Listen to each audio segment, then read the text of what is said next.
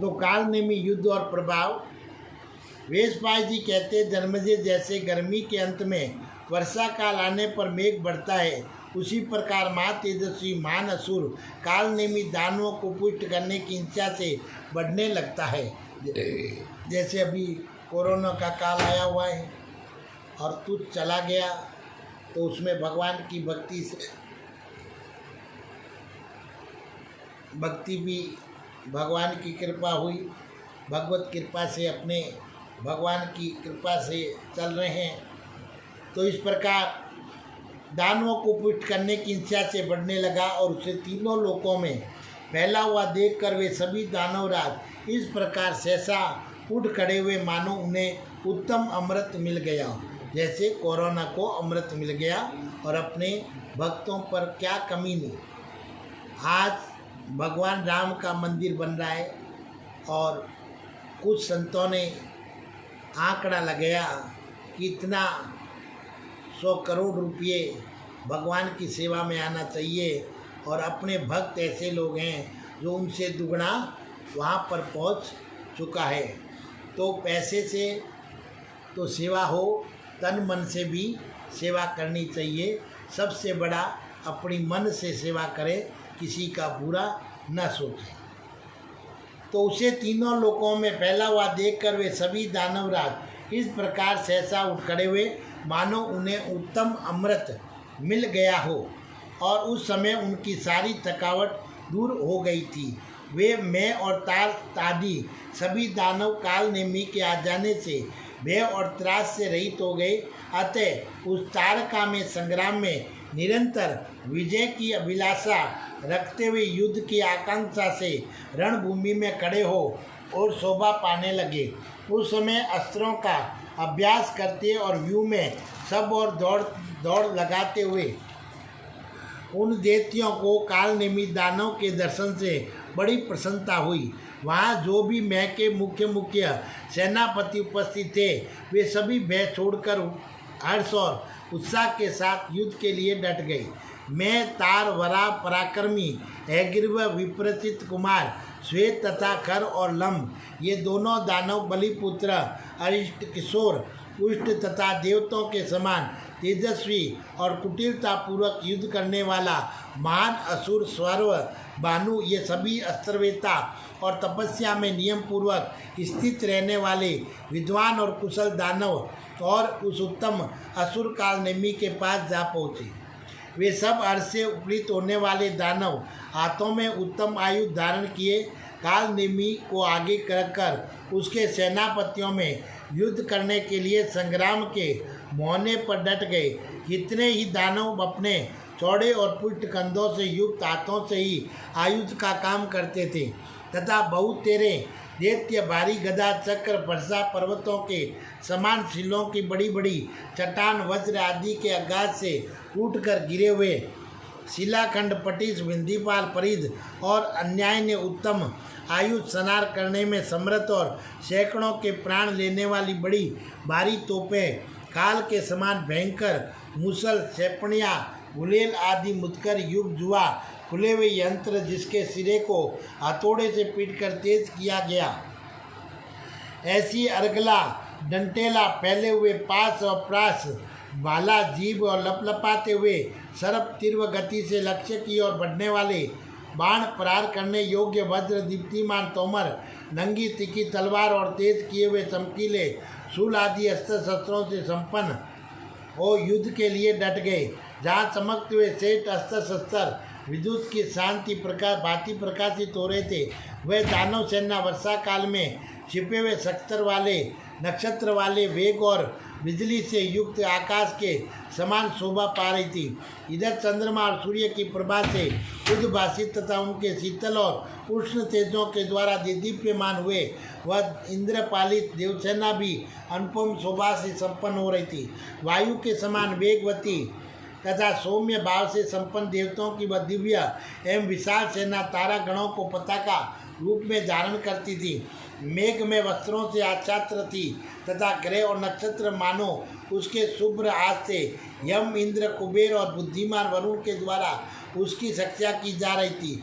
उसमें प्रकाशमान अग्नि और वायुदेव भी विद्यमान थे। वे भगवान नारायण के आश्रित थे।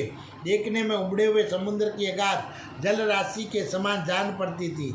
विविध प्रकार के अस्त्रों से संपन्न होने के कारण भयंकर प्रतीत होती थी तथा यक्ष और गंधर्व उसकी शोभा बढ़ा रहे थे। जैसे प्रलय काल में भूलोक और पृथ्वी दोनों एक दूसरे से टकराते, उसी प्रकार उन दोनों सेनाओं में उस समय वह गहरी भिड़त हुई।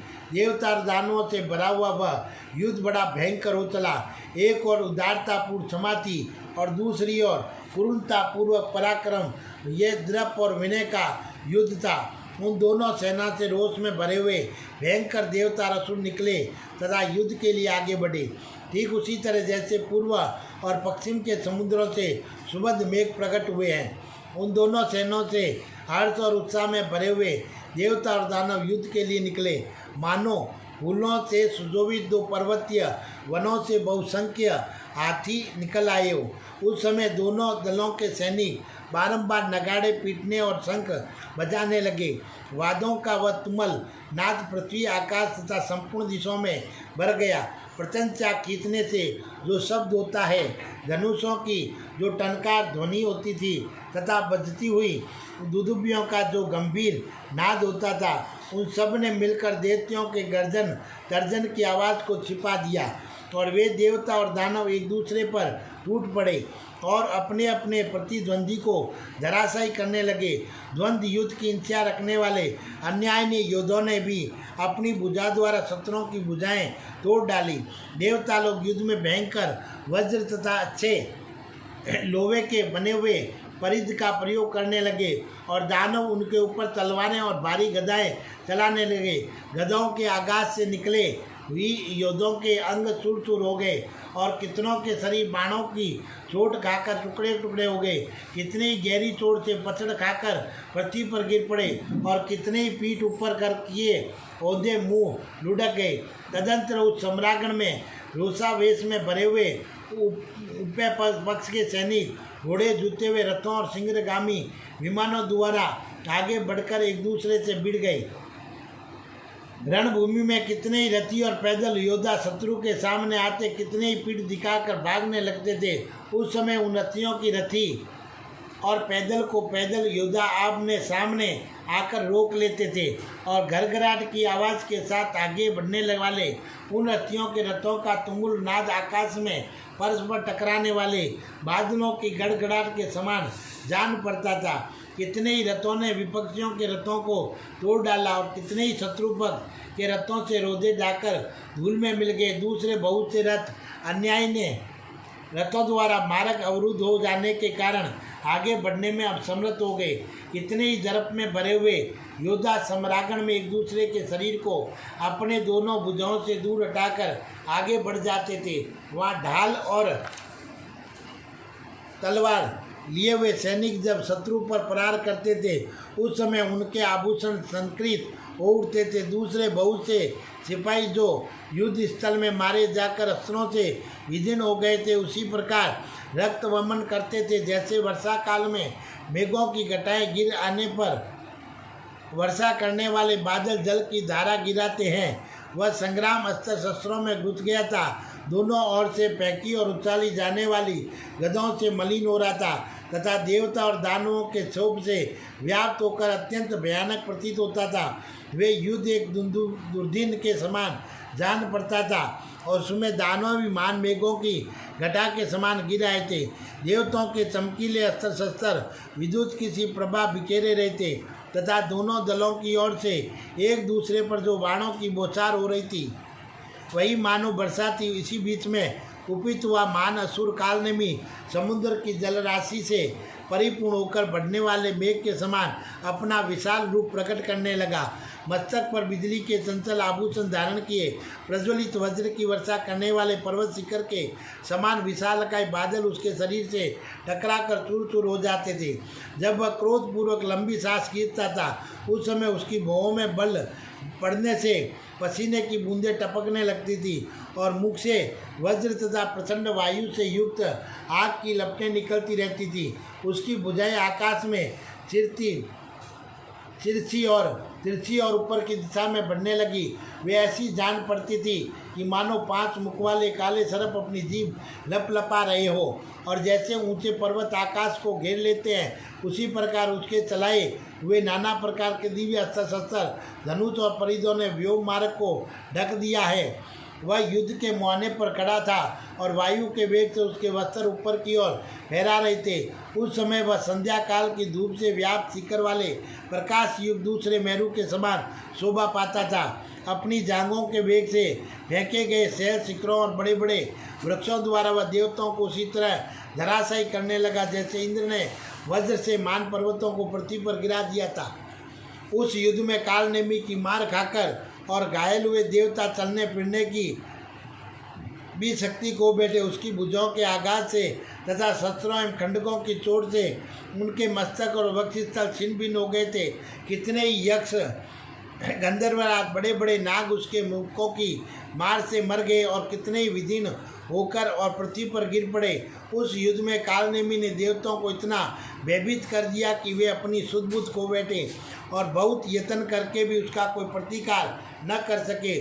और उसने रणभूमि में ऐरावत बैठे हुए सहस्त्र नेत्रधारी इंद्र को बाणों के बंधन में बांधकर स्तंभ कर दिया और वे वहां से चलने में भी असमर्थ हो गए। सम्रागण में कालनेमी ने वरुण का पास छीनकर उन्हें उनसे वंचित कर दिया, अतः उनका युद्ध विषयक सारा व्यापार ठप हो गया। वे निर्जल बादल और बिना पानी के समुद्र की भांति श्रीहीन हो गए और उस रण क्षेत्र में उसके काल रूपी परिधों की मार खाकर और लोकपालेश और कुबेर विलाप करने लगे और उनसे धनाध्यक्ष कुबेर के कार्य का बलपूर्वक त्याग करा दिया। सबके प्राण लेने वाले दंडधारी यम को भी उसने रणभूमि में याम्य दशा अचेतनावस्था को पहुंचा दिया। अतः वे भयभीत होकर अपनी दक्षिण दिशा में घुस गए। इस प्रकार समस्त लोकपालों को दूर भगाकर उसने उन सब के कार्यों का संपादन अपने हाथ में ले लिया और संपूर्ण दिशाओं में स्थापित करने के लिए अपने शरीर को 4 प्रकार का बना लिया। उसने राहु के दिखाए हुए दिव्य नक्षत्र पथ में जाकर राजा सोम की राज्य लक्ष्मी तथा उनके विशाल राज्य के अपहरण कर लिया गया और उसने उद्दीप्त किरणों वाले सूर्य को स्वर्ग द्वार से हटा दिया तथा अयन सहित उनके सारे राज्य और दिन संपत्ति सकर्म को भी उनसे छीनकर अपने अधिकार में कर लिया। कालनेमी ने अग्नि को देवताओं के रूप में स्थित देख और स्वयं बलपूर्वक उन्हें अपने मुख में स्थापित किया और वायु को भी वेग से पराजित करके अपनी आज्ञा के अधीन कर लिया और समुद्र सहित संपूर्ण सरितों को बलपूर्वक ले आकर कालनेमी ने अपने पराक्रम से उन सबको वंश में कर लिया। समस्त सागर उसके शरीर रूप हो गए थे और उसने आकाश और पृथ्वी के जल को अपने वंश में करके उसके ऊपर पर्वतों द्वारा सुरक्षित पृथ्वी को स्थापित किया। समस्त लोकों को बह देने वाला वह महान दैत्य पंच महाभूतों का अधिपति और एवं सर्वलोक में होकर शंभु ब्रह्मा के समान शोभा पाने लगा। उस युद्ध स्थल में दानव कालनेमी एकमात्र स्वयं ही समस्त लोकपालों के रूप में प्रतिष्ठित हुआ। चंद्रमा सूर्य अन्य ग्रह सबके रूप में उसका शरीर भी काम कर रहा था और अग्नि और वायु भी उसके शरीर बन गए थे और इस प्रकार उसकी बड़ी शोभा हो रही थी। समस्त लोकों की उत्पत्ति और प्रलय के कारण बुद्ध ब्रह्मलोक में स्थित होकर वह ब्रह्मा बन बैठा और उस समय दैत्यगण उसकी उसी तरह स्तुति करते जैसे देवता ब्रह्मा की करते हैं। बोलिए हरिवंश पुराण की जय।